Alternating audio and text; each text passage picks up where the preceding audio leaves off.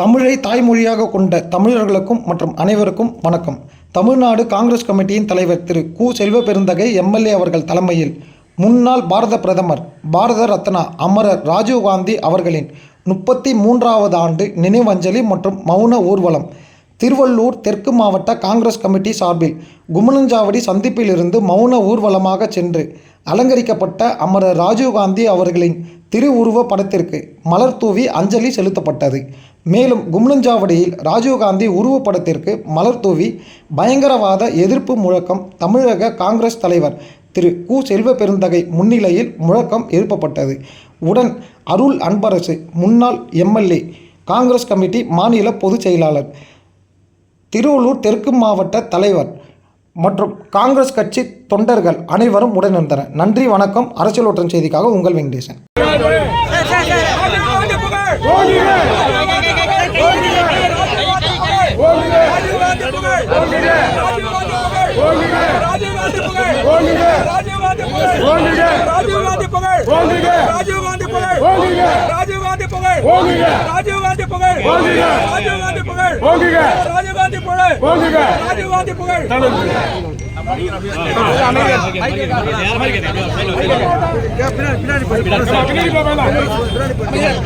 நம்முடைய தலைவர் பாரத ரத்னா ராஜீவ்காந்தி நினைவு நாள் பயங்கரவாத எதிர்ப்பு உறுதிமொழி அகிம்சை சகிப்புத்தன்மை ஆகிய நாட்டின் மரபுகளில் வளராத நம்பிக்கையுடைய இந்திய மக்களாகிய நாம் எவ்வகையான பயங்கரவாதத்தையும் தீவிரவாதத்தையும் வன்முறைகளையும் முழு ஆற்றலோடு எதிர்ப்போம் என உறுதி கூறுகிறோம்.